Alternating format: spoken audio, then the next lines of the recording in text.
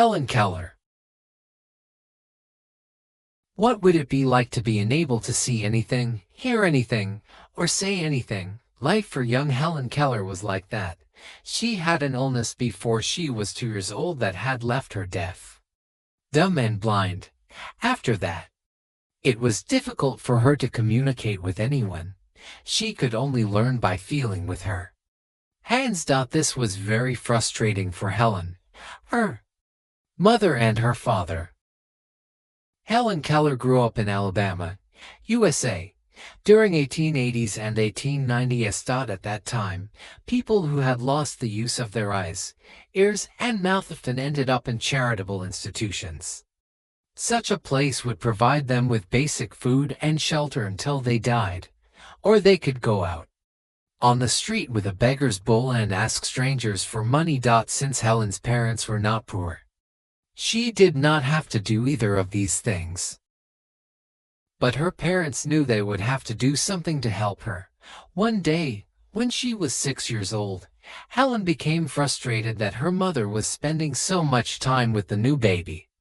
Unable to express her anger, Helen tipped over the baby's crib, nearly injuring the baby. Her parents were horrified and decided to take the last chance open to them. They would try to find someone to teach Helen to communicate.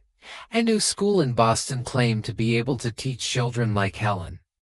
The Kellers wrote a letter to the school in Boston asking for help. In March 1887, a teacher, 20-year-old Anne Sullivan, arrived at the Kellers' home in Tuscumbia, Alabama.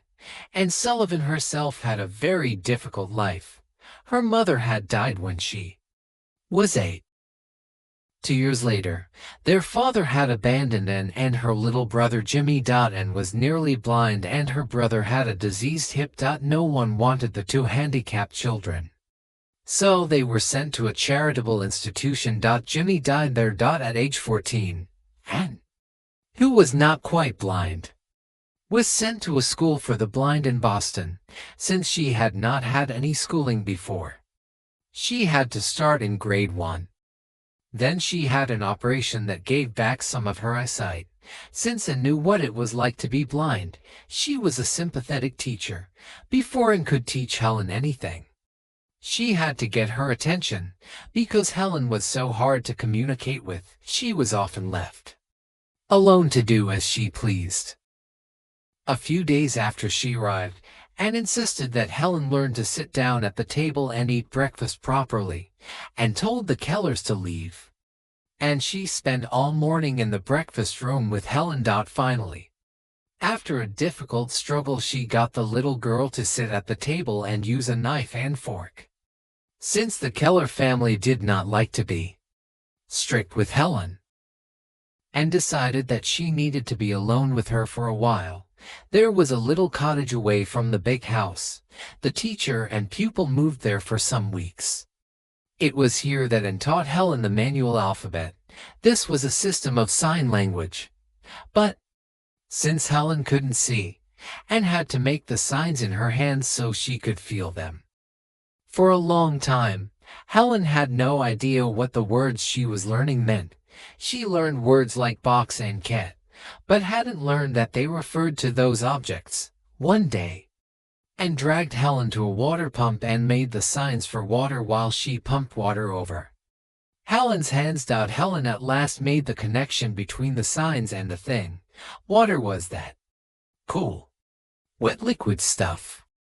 Once Helen realized that the manual alphabet could be used to name things, she ran around naming everything. Before too long, she began to make sentences using the manual alphabet. She also learned to read and write using the square hand alphabet, which was made up of raised square letters.